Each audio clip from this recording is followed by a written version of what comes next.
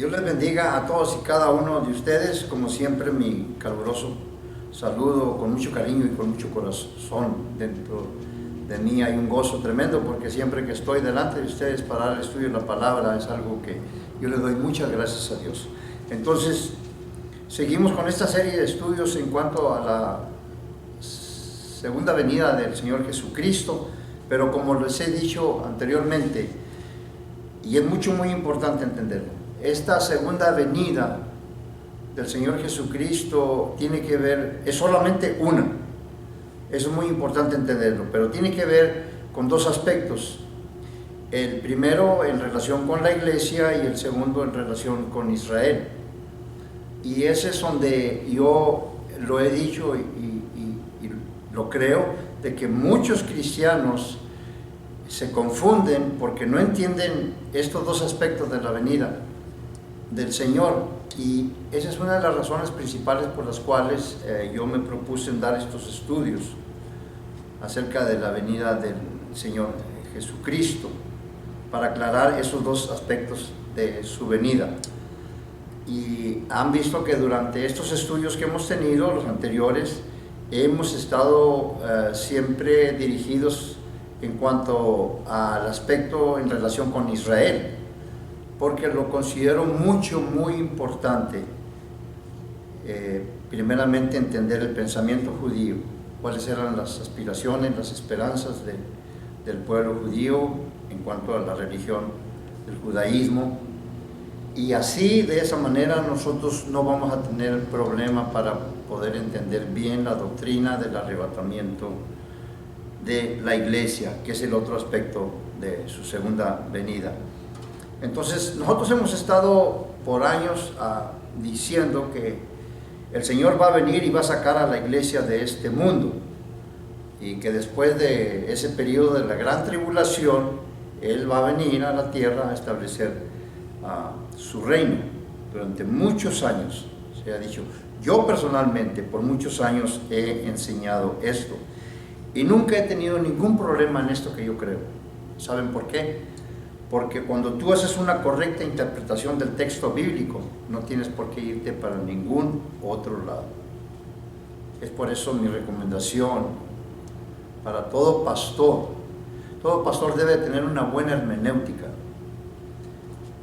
Todo maestro, todo evangelista, aún aquellos hermanos que llevan a cabo el evangelismo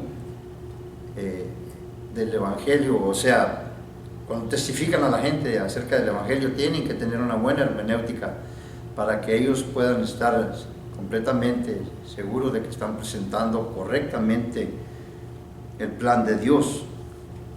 Y déjame decirte, no tienes que ir a ningún colegio. Ahorita con las redes sociales es una oportunidad grandísima, porque hay hombres de Dios capacitados que prestan su tiempo para enseñar lo de la hermenéutica. La hermenéutica quiere decir la ciencia y el arte de la correcta interpretación. Yo he oído a estos maestros y yo sé lo que están enseñando y son muy buenos. Por eso les digo yo que traten de estudiar lo de la hermenéutica. Es muy importante para todo ministro, pastor, evangelista, para todos nosotros.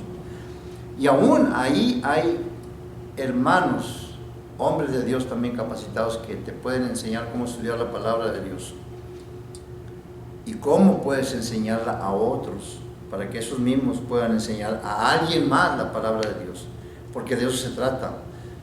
Es algo como lo que dijo el apóstol Pablo a Timoteo, ahí en su segunda carta, capítulo 2, me parece que en los primeros versos, como el verso 2, capítulo 2 y el verso 2 de segunda Timoteo.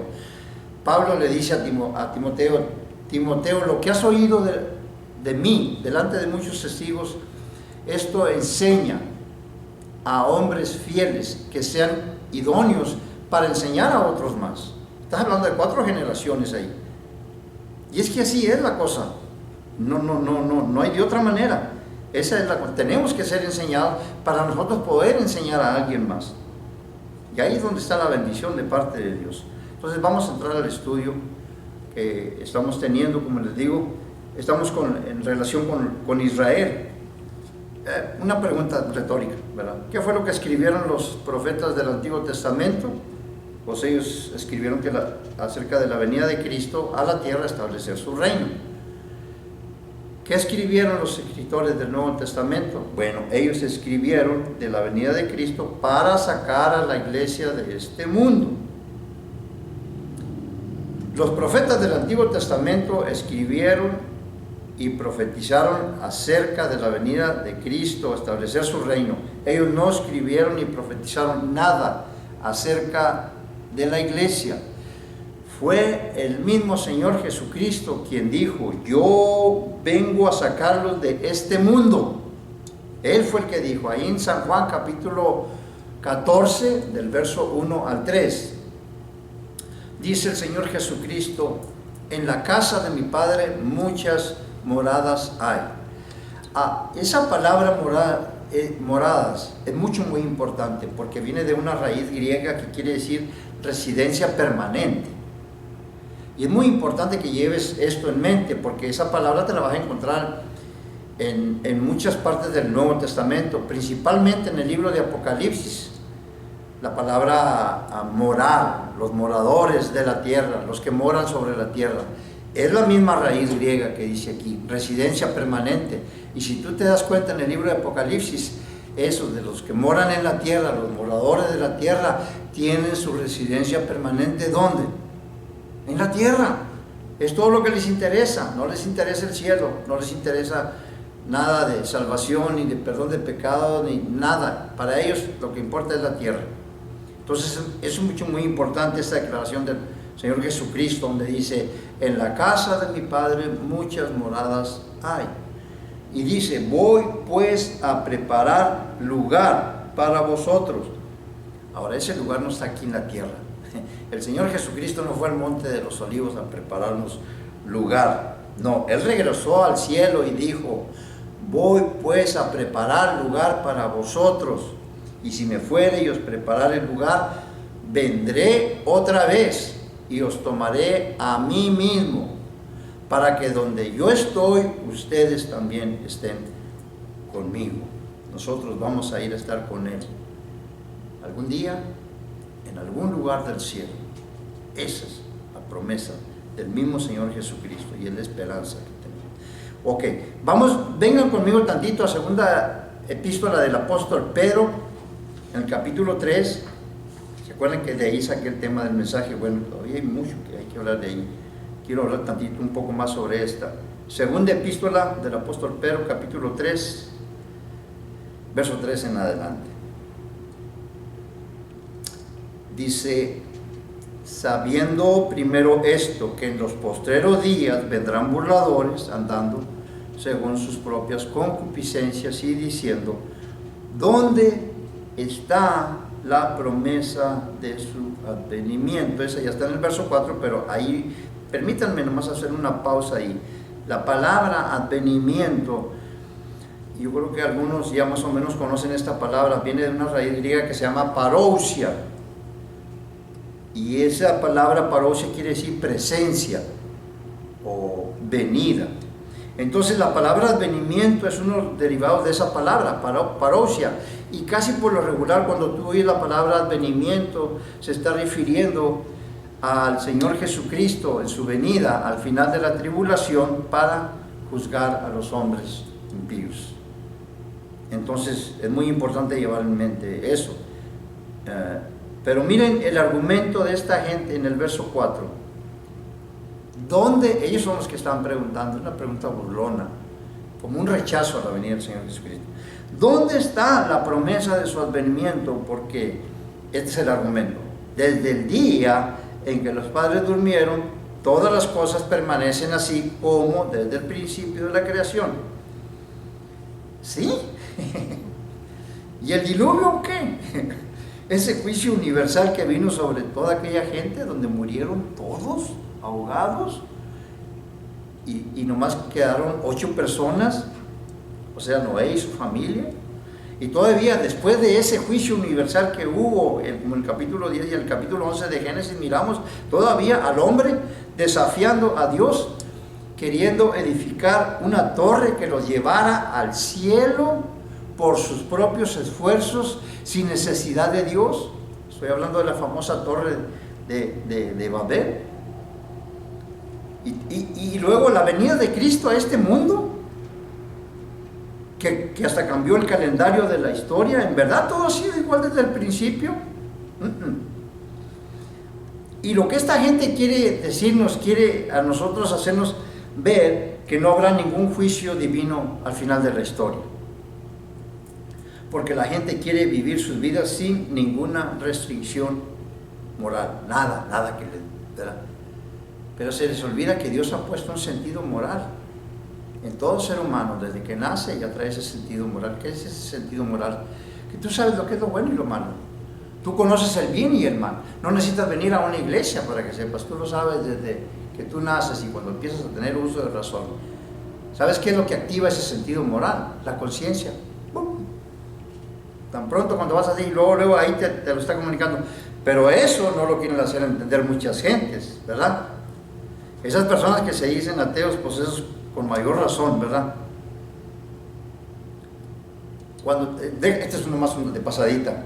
Si te encuentras a una persona de esas que dice, no, yo soy ateo y no creo en Dios y todo eso, entonces no crees en Dios, entonces no crees en que existe el bien y el mal. Y quizás ahí le des un poco, se va a detener un poco una torada. Porque si te dice que no cree en el bien y el mal, entonces, si no existe el bien y el mal, entonces ¿para qué odiar a un Hitler? ¿Para qué odiar a un Mussolini? ¿Para qué odiar a toda esa gente que han hecho tanto daño? A tanta gente. ¿Para qué odiarlos si no existe el mal? ¿O para qué aplaudirle a aquellas personas que hacen el bien? Si en verdad no existe el bien y el mal. Tú lo sabes que sí existe el bien y el mal. Que no quieras creer que existe un Dios, un creador de todo esto, ese es un asunto tuyo nada más. Pero vuelvo a decir, porque ellos quieren vivir sus vidas sin ninguna restricción moral. Hay una escritura ahí en Proverbios, capítulo 9 y el verso número 10. Proverbios capítulo 9 y el capítulo 9 y el verso 10. Dice, el principio, Proverbios 9, 10. El principio de la sabiduría es el temor a Dios. Y el conocer a Dios es tener entendimiento. Otras versiones dicen es tener inteligencia. Otras versiones también dicen es tener discernimiento. Pero aquí lo importante es que conocer a Dios es la búsqueda más elevada de la vida del ser humano. No hay otra, es la meta suprema. Debe de ser la meta suprema de todo ser humano aquí en la tierra. Y el principio de la sabiduría del ser humano, ¿cuál sería? Es conocer la función que Dios tiene en el universo. Y su función es la de juez. Ese es el principio de la sabiduría. Porque Dios como creador es el dueño absoluto de todo. Y si Él es el dueño de todo, Él es el Dios soberano. Él tiene el derecho de juzgar su creación. Y por eso muchos niegan que haya un creador. Porque al haber un creador hay un juez. Y al haber un juez, tú sabes que un día todos vamos a estar delante de ese juez rindiéndole cuentas.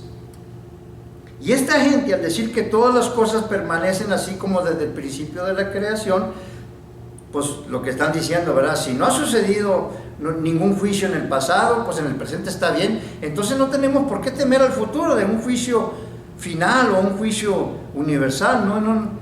Pero miren, lo que me gusta mucho, por eso me vine otra vez aquí a la segunda epístola del apóstol Pedro, capítulo 3. Miren la contestación del apóstol Pedro en el verso 5. Aquí ya es Pedro el que les va a contestar a ellos. Dice, estos ignoran voluntariamente que en el tiempo antiguo fueron hechos por la palabra de Dios los cielos y también la tierra, que proviene del agua y por el agua subsiste. Esta gente, al tratar de pasar por alto la doctrina de juicio, intencionalmente olvidan, una traducción, me parece que la Nueva Versión Internacional usa esta, intencionalmente olvidan estos acontecimientos de los que está hablando Pedro para enseñar que no habrá ningún juicio en el futuro. Ahora, son dos acontecimientos que Pedro les va a dar. Aquí en el primero, ¿de cuál está hablando? De la creación en el principio. Entonces vamos tantito para allá, para el libro de Génesis. Y ahorita regresamos para acá, para atrás. Génesis capítulo 1 y el verso 1. Ahí dice: en el principio creó Dios los cielos y la tierra. Punto. Ahí en Génesis, aquí con esta escritura, nomás con esta primera escritura, este primer verso de la Biblia, comienza con una afirmación tajante, terminante, que no deja entrever ni una menor sospecha de duda.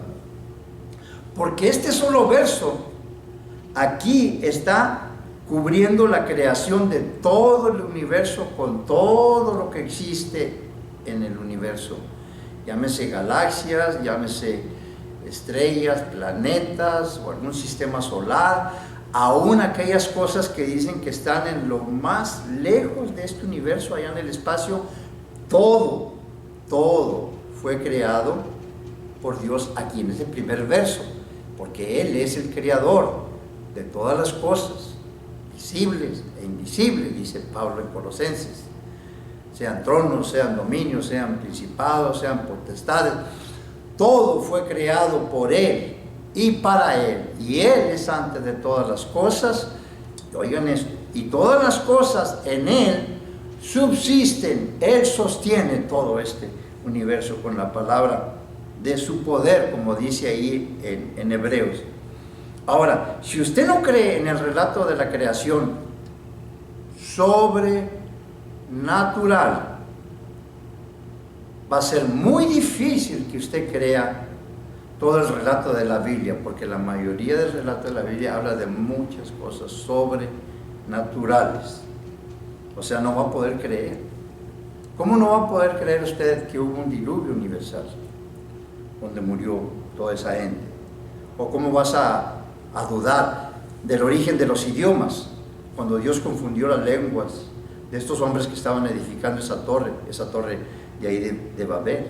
O cuando llegues ahí con Moisés, de las 10 plagas, fueron cosas sobrenaturales, no son cosas que vienen ahí. Entonces, y esos son algunos nada más. Esos son algunos de los hechos sobrenaturales en el Antiguo Testamento. Pero, ¿qué podemos decir del Nuevo Testamento? ¿Vas a negar que Pedro caminó por las aguas? ¿Vas a negar que Jesús levantó a Lázaro de los muertos? ¿O vas a negar ese milagro más grande, el milagro más grande de todos, la resurrección de Cristo? Entonces, déjame decirte una cosa, déjame decirte algo.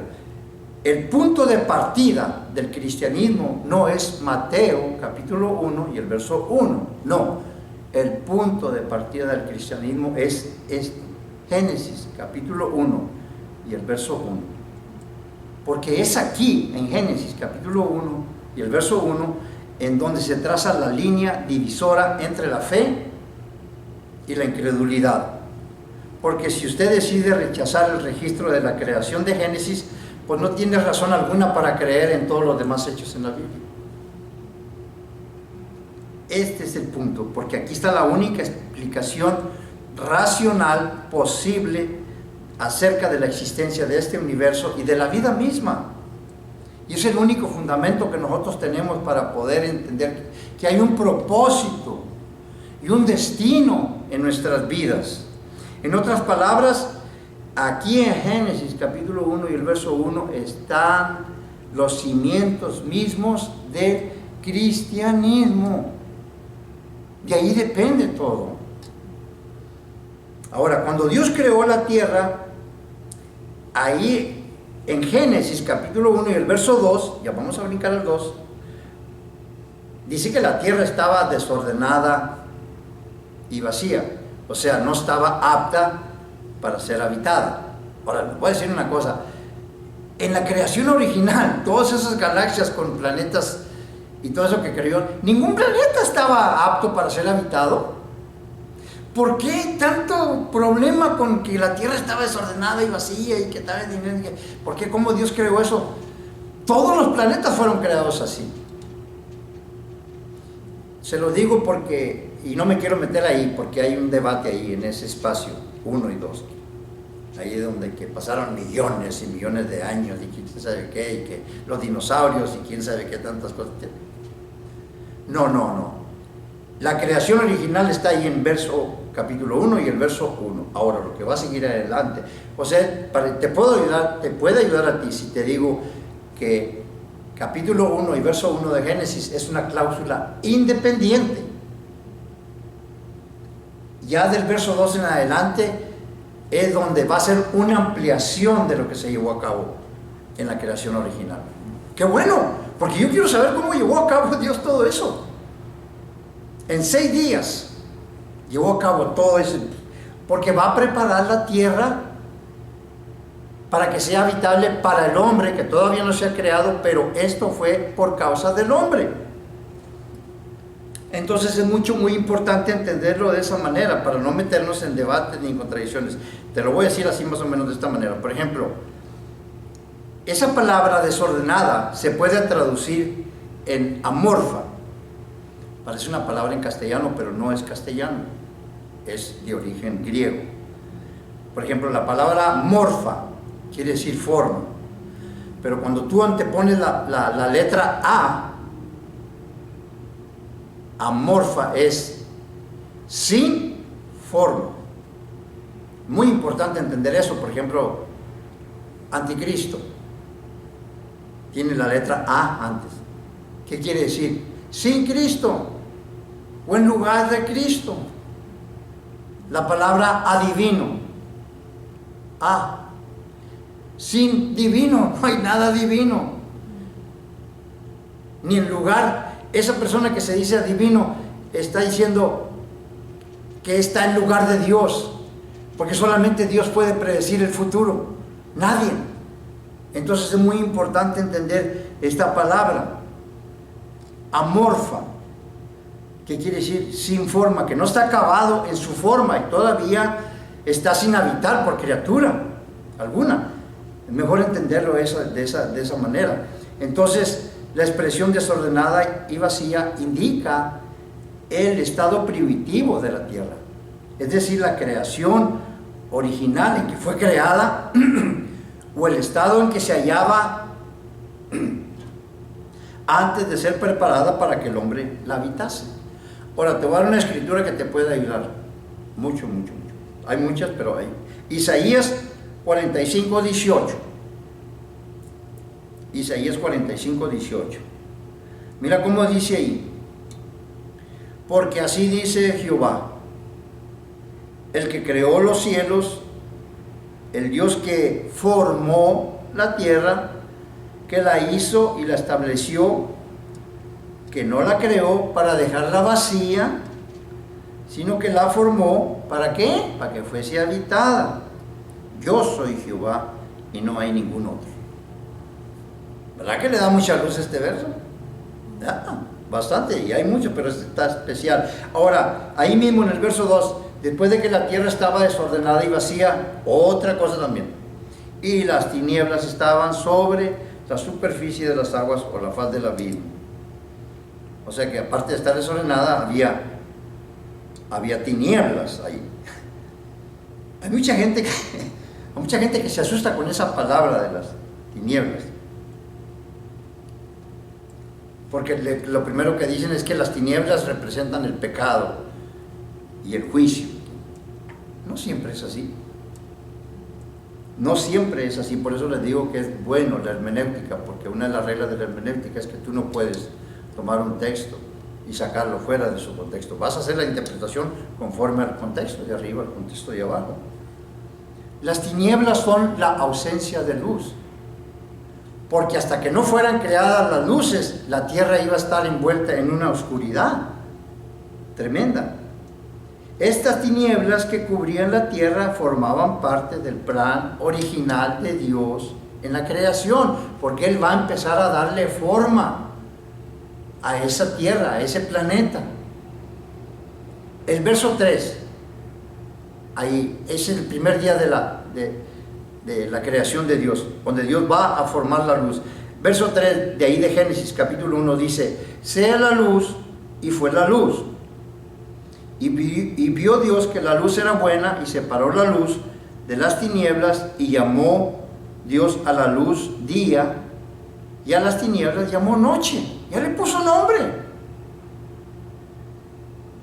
Y fue la tarde y la mañana un día. Esta expresión la vas a ver en cada día de la creación. Y aquí es donde te dice que es un día de 24 horas, porque quien está escribiendo esto es Moisés. Moisés es judío y esta es la costumbre judía. En la tarde es 12 horas y en la mañana otras 12 horas. Son 2 días, pero de 24 horas. Un día de 24 horas para nosotros. Por eso dice, y fue la tarde y la mañana un día de 24 horas. Eso es mucho, no creen, no, porque mucha gente no cree eso. Es mucho importante llevar a cabo, entender todo esto. Por eso le digo que aquí ya Dios ya le puso nombre a las tinieblas. ¿Cómo le llamó? Noche. Por eso vuelvo otra vez a decir que es muy importante entender lo de la hermenéutica, estudiar la hermenéutica. Se los aconsejo, no sé por qué hoy en esta clase, pero yo creo que por donde estamos ahorita, muy importante. Te voy a poner un ejemplo, hablando de las tinieblas. Cuando Pablo en Colosenses nos dice que nosotros fuimos trasladados de las tinieblas a la luz, Pedro también en su primera epístola, me parece que en el capítulo 2 y el verso 9 dice que también Dios no dice que nos trasladó, nos llamó de las tinieblas a la luz del Señor Jesucristo. Entonces ahí tanto Pablo como Pedro están usando la palabra tinieblas y la luz también como metáforas, porque las tinieblas representan toda mentira, toda falsedad, todo engaño, toda calumnia, toda envidia, toda crítica, toda burla. Esa era la vida que llevábamos. De ahí nos sacó. Esas son las tinieblas donde fuimos sacados y traídos a la luz. ¿Qué es la luz? La verdad. Y conocimos la verdad y la verdad nos hizo libres. Pero las está usando como metáforas. Es más, el mismo Señor Jesucristo en el Evangelio según San Juan, capítulo 3 y el verso 19, dice el Señor Jesucristo, y esta es la condenación que vino al mundo, que la luz vino a este mundo y los hombres amaron más las tinieblas que la luz, y no quisieron venir o no quieren venir a la luz para que sus obras no sean reprendidas, no sean descubiertas. Obras, o sea, el Señor Jesucristo lo está explicando, está usando la misma metáfora, porque dice que amaron las tinieblas. ¿Cómo es amar las tinieblas? Pero ya te lo dice, obras, y no quieren venir a la luz para que sus obras, sus tinieblas, no sean descubiertas, no sean reprendidas. Yo he dicho esto, que porque a mí me hacen la pregunta, ¿por qué muchos creen y otros no creen? ¿Por qué nosotros creemos y otros no creen? Porque muchos vienen al camino y unos no quieren venir al camino. Esta es una de las razones. Bíblicamente, esta. Porque aman esa vida que llevan. Es lo que estaba hablando yo hace unos momentos. Les gusta esa vida de mentira, de falsedad y todo eso. No quieren venir. Ellos saben que hay una vida mejor. De una manera o de otra, ellos saben. Miran a los hermanos de la iglesia, miran que se predica y la enseñanza y todo eso, pero no quieren venir. ¿Por qué? Porque aman las tinieblas, la vida esa de falsedad y todo eso. Hay otra razón también por la cual mucha gente no quiere venir al camino del Señor, bíblicamente. 2 Corintios capítulo 4 y el verso 4. 2 Corintios capítulo 4 y el verso 4, sí, ese es. Dice que el Dios de este siglo, el Dios de esta era, Satanás, ha cegado el entendimiento de los incrédulos para que no les resplandezca la luz del Evangelio. Está hablando de una ceguera, la ceguera espiritual. ¿Qué es la ceguera espiritual? Cuando tú hablas de ceguera espiritual es que la persona no tiene entendimiento ni comprensión de la verdad de Dios. Esa es ceguera, es como una venda. Y solamente esa venda es quitada por Cristo. Cuando la palabra penetre ahí y rompa esas tinieblas, están aquí, miren, las tinieblas esas que está hablando ahí, esa ceguera espiritual, esas tinieblas, están aquí en la mente y en el corazón. tienen que ser rotas esas tinieblas. Ahora, si se bajan 2 versos más ahí, en el verso 6, capítulo 4 y el verso 6, ahí está hablando de gente que verdaderamente la palabra llegó, porque dice que el Dios que hizo que en el principio resplandeciese la luz, ¿verdad? Es el mismo que ha resplandecido en nuestros corazones para la iluminación, para conocer la gloria del Señor Jesucristo, la gloria de Dios en la faz de nuestro Señor Jesucristo. Ahí ya fueron rotas esas tinieblas en nosotros. Ese verso 6 se aplica a nosotros, porque esas tinieblas fueron quebradas, ya fueron quebradas. Entonces, esos son para mí, bíblicamente, esas son 2 razones por las cuales mucha gente no quiere dar ese paso adelante, no quiere hacer esa decisión importantísima, porque todo lo que le demande al hombre sacrificio no lo quiere hacer. Pero dile que hay arriba hay un boleto para unas vacaciones allá en tal parte, van a caminar millas hasta ese lugar por ir a adquirir ese boleto para las vacaciones. Pero cuando se habla de sacrificio, no quieren saber nada. Vamos a regresar otra vez. Entonces, la presencia de las tinieblas ahí en el principio es el plan original de Dios, no es una contradicción. Porque la misma escritura, miren ahí mismo en Isaías capítulo 45, la misma escritura nos enseña, nos registra las palabras de Dios acerca de las tinieblas. Isaías capítulo 45 y el verso 7. Yo soy Jehová y ninguno otro hay. Yo que formo la luz y creo las tinieblas. Hago la paz y creo la adversidad. Yo, Jehová, soy el que hago todo eso. Ahora, en el mismo verso 2, y el Espíritu de Dios se movía sobre la faz de las aguas. Aquí es muy importante esto, porque es el Espíritu Santo el que va a empezar a trabajar de ahí en adelante. Va a mover esas fuerzas gravitacionales para poder crear eso que Dios ya está formando, llevarlo a cabo por medio del Espíritu Santo. El Espíritu Santo tuvo mucho que ver en la creación, y pues claro, el Señor Jesucristo también, los tres, ahí estaba el Padre, el Hijo y el Espíritu Santo. Juan en su Evangelio, en el primer verso, capítulo, dice: en el principio era el Verbo, y el Verbo era con Dios, y el Verbo era Dios. Este era en el principio con Dios, y todas las cosas por Él fueron hechas, y sin Él nada de lo que ha sido hecho, nada fue hecho. Punto.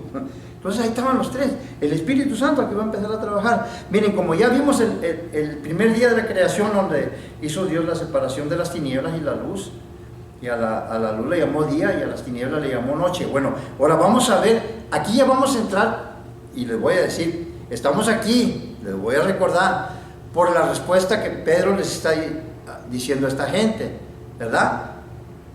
Ustedes ignoran voluntariamente, ¿verdad?, que en el tiempo antiguo fueron creados por la palabra de Dios los cielos y la tierra, que por el agua proviene del agua y por el agua subsiste. Bueno, aquí lo vamos a ver, aquí ya vamos a estar. Génesis capítulo 1, versos 6 y 9. Miren el verso 6. Vamos a ver cómo Dios comienza a preparar la tierra para que el hombre, que aún no ha sido creado, la pueda habitar. Aquí es el segundo día de la creación. Y aquí tú vas a ver que la tierra, esto es muy importante, va a ser formada de entre 2 masas de agua. Por eso dice el apóstol Pedro, que proviene del agua y por el agua subsiste.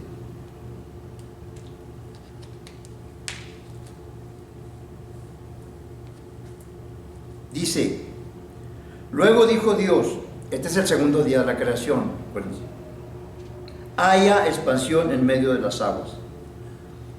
Por aquí la palabra expansión se traduce en firmamento, y el firmamento es más, esta es la parte de la creación de Dios designada como, porque Él le va a poner nombre, Él le va a decir, y la expansión fueron llamados cielos. ¿Cuáles son esos cielos? Lo que nosotros, o todo ser humano, alcanza a mirar cuando levanta los ojos al cielo. ¿Qué es lo que alcanza a mirar? El cielo atmosférico y el cielo estelar, las estrellas. ¿Están de acuerdo conmigo? Esos son, este es el que está hablando aquí. El cielo atmosférico y el cielo estelar. Vamos otra vez a leer Génesis, capítulo 6. Y luego dijo Dios, haya expansión en medio de las aguas y sepárense las aguas de las aguas. E hizo Dios la expansión y separó las aguas que estaban debajo de la expansión de las aguas que estaban sobre la expansión. Y fue así. Ahí está la voz, la autoridad de la palabra de Dios. Fue así. Ahí está ya está hecho. Y llamó Dios a la expansión cielos, y fue la tarde y la mañana el día segundo. En otras palabras, Dios agrupó las aguas que estaban sobre la superficie, o sea, separó esa separación, subió las aguas, esa masa de agua, la subió para arriba y formó como una cobertura, una cúpula de agua que iba a rodear toda la tierra, o más bien de vapor de agua, como una cubierta sobre todo el globo terrestre. Por eso, déjenme se la explico de esta manera. No sé si conocen ustedes lo que es el invernadero. El invernadero es aquel donde tienen al cuidado las flores, las matas, que está cubierto, es un recinto cerrado, cubierto y acondicionado con una temperatura para que las plantas puedan, es una protección para las plantas. Bueno, esta masa de agua que subió Dios para arriba es como un invernadero. Alguien ha dicho, es como una bóveda. La bóveda, cuando las construyen en forma de arco. Entonces, esa sería buena esa palabra, que poner una bóveda alrededor de la tierra, pero es agua, todo. Es como una protección. Ahora, esa protección o esa cobertura que se prestó para poder proporcionar una temperatura uniforme. La palabra uniforme quiere decir no hay cambio, no hay variación. Entonces era una temperatura estable. Aparte de eso, esa cobertura, esa protección que estaba protegiendo en la tierra, acuérdense que todavía no llegamos a las aguas abajo. ¿Sí me estoy explicando? Están las aguas abajo. Las aguas cubrían antes de empezar el segundo día de la creación, separó las tinieblas en el primer día. En el segundo día que está trabajando aquí, el planeta está cubierto de agua. Por eso les dije al principio, la tierra fue creada de entre dos masas de agua. Una masa de agua la subió para arriba y formó una cobertura sobre todo el globo terrestre, sobre todo el planeta. Y esa cobertura ayudó a tener una temperatura firme, estable. Aparte de eso, iba también a detener los vientos fuertes para que esa agua pudiera deslizar el rocío. El agua es una condensación del agua para que se convirtiera como una especie de llovizna o rocío, porque no hay lluvia, acuérdense, no hay lluvia. En todo ese tiempo, hasta Moisés, fue cuando empezó la lluvia, pero no había lluvia. ¿Qué regaba las plantas? Ese rocío, esa agua que estaba ahí, eso lo estaba dañando. Ahora, aparte de eso, de la temperatura, aparte de detener el viento masivo y que pudiera la caída del rocío precipitarse para las plantas que aún no habían sido creadas, entonces esa cubierta de vapor de agua que iba a quedar por encima de la tierra, esto es muy importante, iba a servir como un filtro de los rayos ultravioletas del sol. No iban a entrar como entran ahorita, porque esa cubierta ya no está ahorita, esa nomás estuvo desde el tiempo hasta el tiempo de Noé. Entonces iba a ser como un filtro para que los rayos ultravioletas no entraran, y es por esa razón que la gente llegó a vivir como 900 años, a comparación del tiempo de vida que hay ahorita, ¿verdad? 70, 80 o 90 años. Entonces las aguas, esas que Dios subió para arriba, formaron una capa, una cubierta. Ahora, las aguas de abajo, que se quedaron abajo en la superficie de la tierra, quedaron distribuidas en reservas subterráneas, en mares, en ríos y en lagos. Pero vamos a ver de qué manera. ¿Cómo hizo Dios esto? Por eso le digo. Miren, si nomás tuviera el primer verso de Génesis capítulo 1 y el verso 1 y dijera, aquí Dios creó los cielos y la tierra, todo, aquí ya está todo creado, y lo siguiera con otra narración, yo iba a creer. Porque yo creo en todo lo que está escrito en la palabra de Dios. Es reverenciar la palabra de Dios. El mismo Señor Jesucristo reverenciaba la palabra de Dios. El mismo Señor Jesucristo, escrito está. Los apóstoles, escrito está. Todo. Ese reverenciar la palabra de Dios. Entonces, yo la creo porque lo dice la palabra de Dios. Pero qué bueno que aquí me está enseñando cómo Dios hizo todo eso. Miren, el verso 9. ¿Cómo sucedió eso? Que les estoy diciendo que esas aguas que quedaron abajo, pues fueron a dar allá en lo más profundo de la tierra, y también en mares, en ríos y en lagos. Pero ¿cómo sucedió eso? Bueno, aquí nos lo va a explicar el verso 9 y el 10. Miren lo que dice. Dijo también Dios, júntense las aguas que están debajo de los cielos en un lugar y descúbrase lo seco. Y fue así, otra vez la autoridad de la palabra, ahí está ya, ¡bum! Y llamó Dios a lo seco tierra, ahí le está poniendo nombre ya a la tierra. Cuando se oye la palabra tierra adelante, acuérdense que Dios llama las cosas que no son como si ya fuesen. Pero aquí ya sabemos que Él le puso nombre. A lo seco tierra, y a la reunión de aguas, ¿qué? Mares. Y a la reunión de aguas llamó mares, y vio Dios que era bueno. Entonces, aquí es muy importante, porque muchos intérpretes modernos en este tiempo dicen que para que haya sucedido esto, que sopló un viento poderoso sobre la superficie de las aguas, que juntó las aguas en un lugar e hizo que se descubriera lo seco. Tan, y ahí está. Pues sí, ¿verdad? Muy sencillo, pero muy exagerado y muy difícil de poder tomar esa interpretación nomás así, pum. ¿Por qué lo digo? Porque este acto creativo de Dios fue causado por una tremenda convulsión catastrófica o cataclísmica, si se quiere decir, de la superficie de la tierra. La palabra cataclismo quiere decir una catástrofe de grandes proporciones que puede afectar a todo el planeta o puede afectar a alguna parte del planeta. Los terremotos son denominados cataclismos. Los huracanes también, por la destrucción que hacen y todo eso. Entonces, no se asusten por la palabra cataclismo. Ahora, creo yo he oído a muchos expositores bíblicos muy serios que llaman que aquí fue el primer cataclismo. Pero, ojo, como dicen, muchos llaman cataclismo por el espacio que hay entre el verso 1 y el 2. No el espacio, ellos dicen espacio, no hay ningún espacio.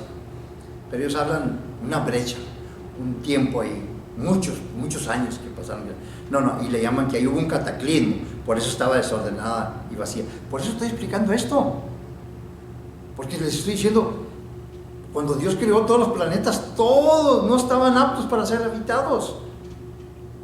Todos estaban así como están, pueden estar así o pueden estar hasta peor. ¿Por qué se asustan? Porque la tierra estaba así. Entonces miren lo que va a suceder aquí es cuando Dios va a hacer esa obra creativa para reunir las aguas en un solo lugar y que se descubra lo seco, va a haber una especie de movimiento como el surgimiento de la tierra y el hundimiento de la tierra. Nomás pongan a trabajar la imaginación. Está toda la tierra cubierta de agua y luego de repente empieza a surgir la tierra del globo hacia arriba y otra parte de la tierra hacia abajo. ¿Por qué? Porque esa parte de la tierra que va para abajo, el agua está cayendo ahí. Y ahí, en ese hundimiento de agua, ahí se forman los océanos y los mares. Mientras que en el surgimiento, en donde va surgiendo la tierra para arriba, ahí se están formando los continentes, se forman las islas, los ríos, los lagos, y ahí quedó. Entonces, es muy importante entender esto, porque de un lado sucede una cosa y del otro lado sucede otra cosa, y es por eso que tenemos esto que le llaman el cataclismo. Este sí fue un cataclismo, porque yo no puedo concebir que esto se haya hecho en mucho silencio, ¿no? Nomás imagínense subir la tierra para arriba y bajar la tierra para abajo, eso está, pero tremendo. Entonces, cuando Adán y Eva vivían en ese mundo anterior al diluvio, esto es muy importante, porque ya vamos para allá con Pedro, debajo de esa cobertura de vapor, de agua que Dios había creado, ellos estaban protegidos, como les dije, de lo perjudicial que son las radiaciones de los rayos solares, y por ese tiempo vivieron mucho más tiempo que los seres humanos de hoy. Entonces, sin embargo, a pesar de ese ambiente tan agradable, esa temperatura tan especial, porque me imagino que haber sido un clima perfecto, tremendo, y aparte, acuérdense, vida vegetariana, no se podía comer carne, y la situación espiritual, ese era el problema, porque mientras vivían una vida muy bien, la situación espiritual iba empeorando más y más. O sea, la descendencia de Adán iba empeorando en la maldad, en el pecado, más y más y más, hasta que llegó la declaración de Dios que dijo: me arrepiento de haber creado al hombre, porque su corazón es siempre de continuo hacia el mal. ¿Qué es lo que pasó? Vino el juicio, ¡pum!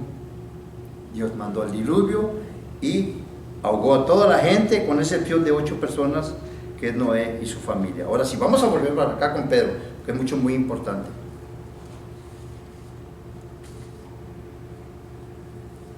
Segunda de Pedro, capítulo 3, vamos a leer otra vez el verso 5, que es porque nos hizo ir para allá. Pero vamos a pasar al verso 6, porque es lo que acabamos de hablar ahorita.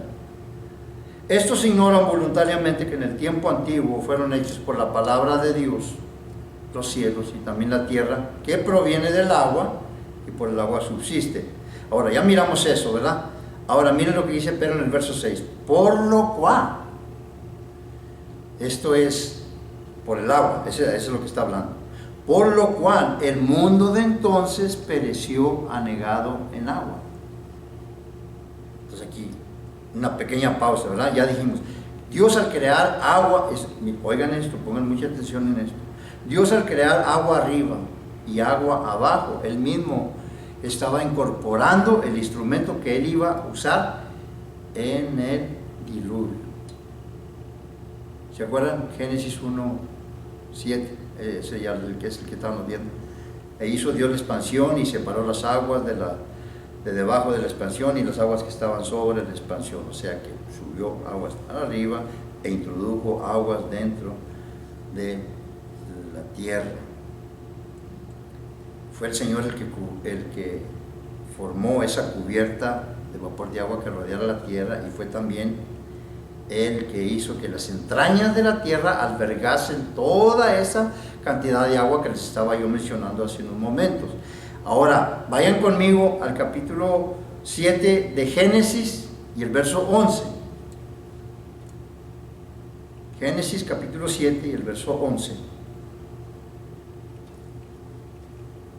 Dice: en el año 600 de la vida de Noé, en el mes segundo, a los 17 días del mes, aquel día fueron rotas todas las fuentes del grande abismo, y las cataratas de los cielos fueron abiertas.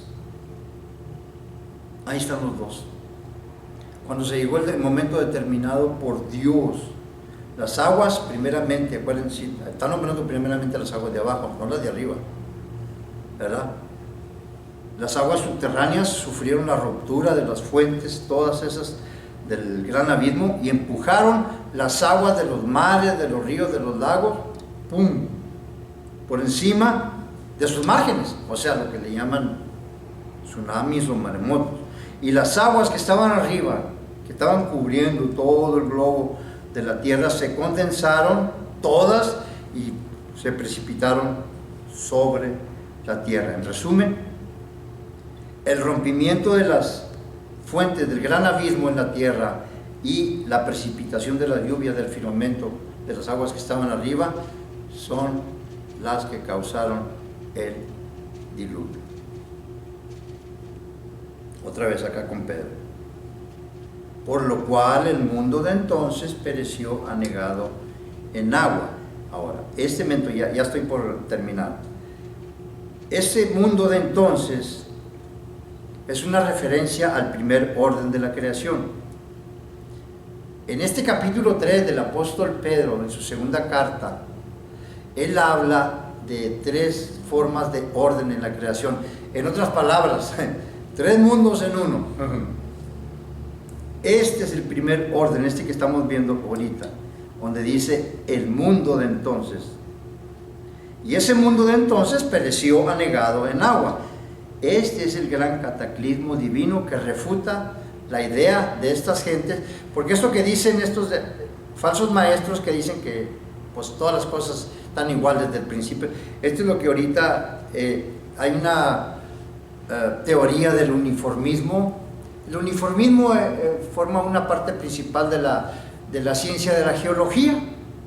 La geología es la ciencia que estudia la evolución y todo lo de la Tierra, ¿entiendes? Pero en realidad, miren, todas esas teorías que ellos sacan en cuanto a todo lo que va pasando en la Tierra, todo eso, son puras teorías y suposiciones. Dios no tiene nada que ver ahí. Así de que ellos niegan todo eso, no hay nada sobrenatural, no hay nada milagroso, no hay ninguna intervención divina, todo es meramente secular. Ahora miren el verso 7, hay una transición ahí, del verso 6, porque dice que el mundo de entonces, acuérdense, ese es el primer orden de la creación, es el mundo antes del diluvio. Ahora miren el verso 7, pero los cielos y la tierra que existen ahora. Entonces quiere decir que después del diluvio la humanidad entra o vive en un segundo orden de la creación. ¿Cuál es la diferencia principal entre eso y la otra? Que la gente vive menos que la que vivía anteriormente. ¿Por qué? Porque esa capa ya no existe. Y está tan tremendo, porque yo me atrevo a decir, cuando Dios mandó la lluvia, o sea, que dejó caer el agua que estaba como lluvia, ¿entiendes? Porque llovió 40 días y 40 noches. Esto que nosotros vimos ahorita ya fue donde ¡pum!, soltó todo, toda el agua y toda el agua de abajo. Pero durante 40 días y 40 noches estuvo lloviendo. Ahorita, si la tierra, vamos a suponer que si ahorita si aquí fuera a llover 40 días y 40 noches, la tierra se hunde. Porque ha sufrido mucho daño en la tierra, ya no hay esa capa. La única manera como esa vez la tierra aguantó todo eso, 40 días y 40 noches, y luego todavía 150 días cubierta de agua. Y la tierra permaneció inmóvil, pero era por la capa esa, pero ahorita ya no existe esa capa. Ya, eso nomás, por eso les digo que cómo se queda uno maravillado del plan de Dios en todo esto. Entonces dice, pero los cielos y la tierra que existen ahora están reservados por la misma palabra, guardados para el fuego en el día del juicio y de la perdición de los hombres impíos. Está tremendo aquí. Aquí Pedro está estableciendo el punto de que existe una tercera configuración, o sea, va a haber un cataclismo grande, mayor todavía que el que estuvo allá, porque allá fueron todo eso, pero aquí va a haber una cosa más tremenda. ¿Cuál es ese? El de la tribulación, los 7 periodos de la tribulación. Porque dice, la promesa es que Dios puso el arco iris en donde ya no iba a destruir la tierra por agua. Pero en el verso 7, aquí dice, pero los cielos y la tierra que existen ahora son donde vivimos tú y yo, o ustedes y yo, están reservados por la misma palabra, guardados para el fuego en el día del juicio y de la perdición de los hombres impíos. Ahí no está ningún creyente, la iglesia ya no está aquí. O sea que la existencia de ese orden presente, en este que estamos viviendo, va a ser destruido. De nuevo, igual. Ahora, como les digo, estudien, ya con esto ya me despido de este estudio, porque no quiero continuar, porque hay mucho más todavía que estudiar. Tengo 2 estudios más en cuanto a Israel, que es en la siguiente semana, es la semana 70 de Daniel, y luego la otra semana, para terminar ya los estudios en cuanto a la relación con Israel, el capítulo 24 de Mateo, y creo yo que con eso ya vamos a abarcar bastante y vamos a tener un conocimiento un poco profundo en cuanto a ese aspecto de la segunda venida del Señor Jesucristo en relación con Israel.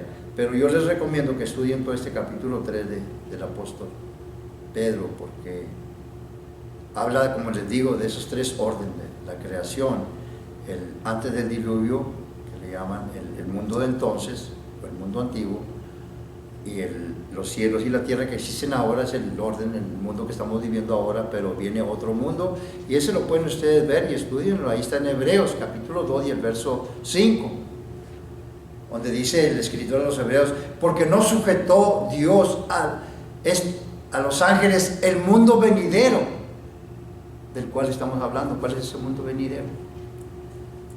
Es el milenio. El milenio es un preludio del cielo nuevo y tierra nueva, que ya va a ser el final, el destino final de los redimidos. Es un prólogo.